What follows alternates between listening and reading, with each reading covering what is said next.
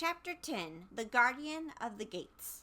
It was some time before the Cowardly Lion awakened, for he had lain among the poppies a long while, breathing in their deadly fragrance. But when he did open his eyes and roll off the truck, he was very glad to find himself still alive. "I ran as fast as I could," he said, sitting down and yawning. "but the flowers were too strong for me. How did you get me out?" Then they told him of the field mice, and how they generously saved him from the death, and the Cowardly Lion laughed and said, "I've always thought myself very big and terrible, yet such little things as flowers came near to killing me. Such small animals as mice have saved my life. How strange it all is! But, comrades, what shall we do now?" "We must journey on until we find the road of yellow brick again," said Dorothy, "and then we can keep on to the Emerald City." So the lion, being fully refreshed and feeling quite himself again, they all started upon the journey, greatly enjoying the walk through the forest, fresh grass, and it was not long before they reached the road of the yellow brick and turned again toward the Emerald City, where the great Oz dwelt.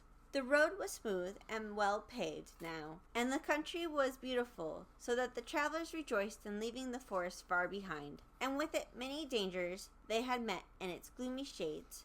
Once more they could see fences built beside the road, but these were painted green, and when they came to a small house in which a farmer evidently lived, that also was painted green. They passed by several of these houses during the afternoon, and sometimes people came to the doors and looked at them as if they would like to ask questions, but no one came near them nor spoke to them because of the great lion, of which they were much afraid. The people were all dressed in clothing of a lovely emerald green and wore peaked hats like those of the Munchkins. "This must be the land of Oz," said Dorothy, "and we're surely getting near the Emerald City." "Yes," answered the Scarecrow. "everything is green here. The country of the Munchkins, blue, was the favorite color. But the people do not seem to be as friendly as the Munchkins, and I'm afraid we shall be unable to find a place to pass the night." "I should like something to eat besides fruit," said the girl, "and I'm sure Toto is nearly starved. Let us stop at the next house and talk to the people." So when they came to a good-sized farmhouse, Dorothy walked boldly up to the door and knocked. A woman opened it just far enough to look out and said, "What do you want, child? And why is that great lion with you?" "We wish to pass the night with you, if you will allow us," answered Dorothy.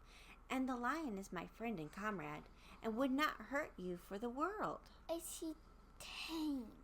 asked the woman, opening the door a little wider. "Oh, yes," said the girl. "He is a great coward, too. He will be more afraid of you than you are of him."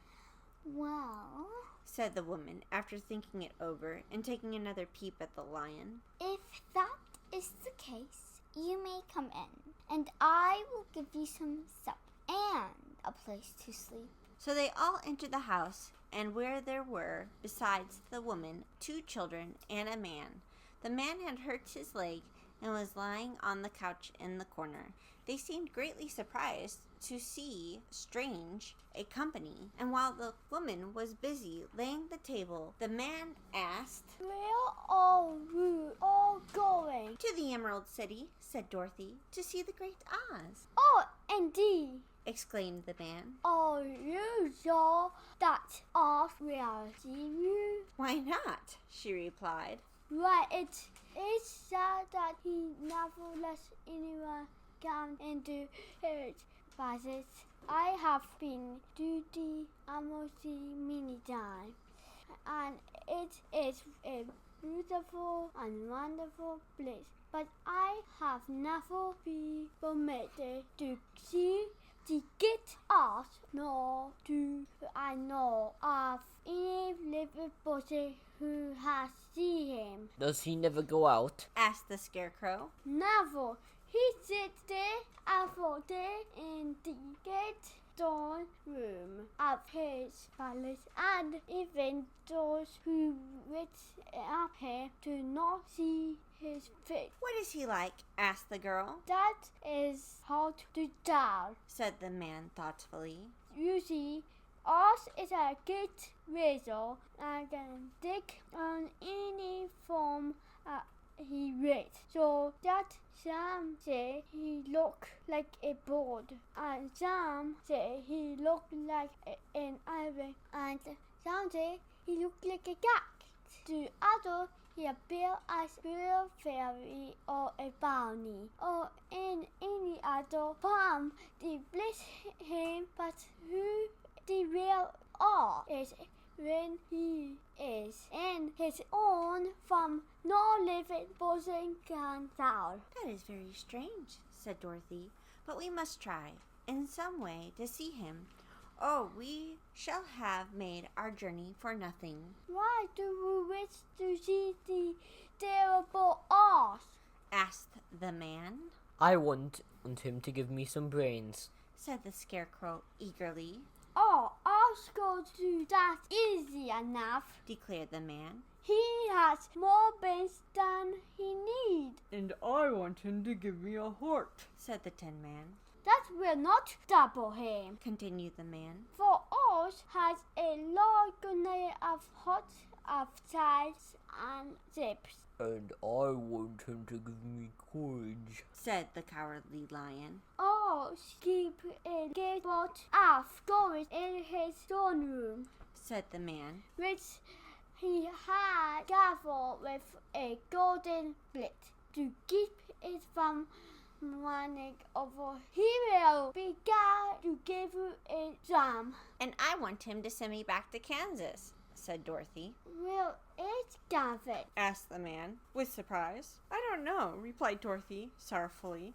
But it's my home, and I'm sure it's somewhere. Very lucky. Well, Oz can do anything, so I suppose he will find Kansas for you. But first you must get to see him, and that will be hard for the gate. Wizard does not like to see anyone. I will see him as his own way, but what do you want? He continued speaking to Toto.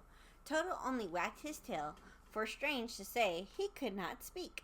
The woman now called them to supper and was ready, so they gathered around the table, and Dorothy ate some delicious porridge and a dish of scrambled eggs and a plate of nice white bread, and enjoyed her meal. The lion ate some of the porridge, but did not care for it, saying it was made from oats, and oats were food for horses, not for lions. The Scarecrow and the Tin Woodman ate nothing at all. Toto ate a little of everything and was glad to get a good supper again. The woman now gave Dorothy a bed to sleep in, and Toto lay down beside her, while the lion guarded the door of her room so she might not be disturbed.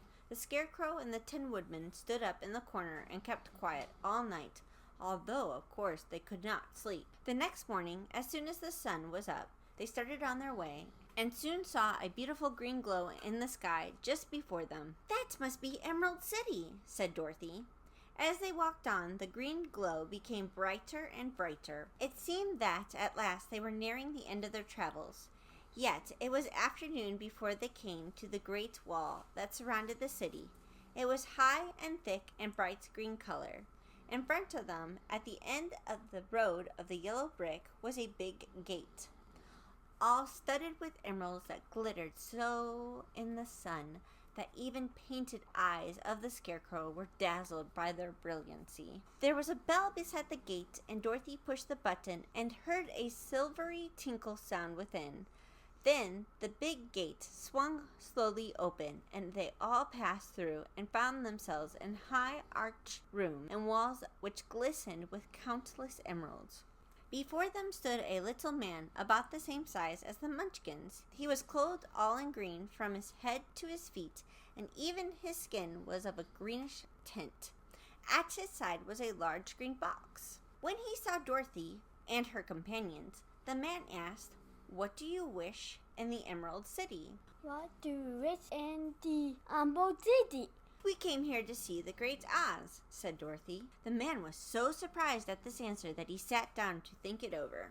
It has been many years since anyone asked me to see Oz, he said, shaking his head in perplexity. He is powerful and durable, and if you come on an idle or foolish errand to bottle the wise bucket of the gate riddle, he might be inky and destroy you all in an instant. But it is not a fool's errand, nor an idle one, replied the Scarecrow.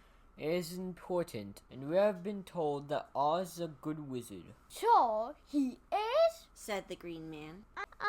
The guardian of the gates. He opened the big box, and Dorothy saw that it was filled with spectacles of every size and shape. All of them had green glasses in them.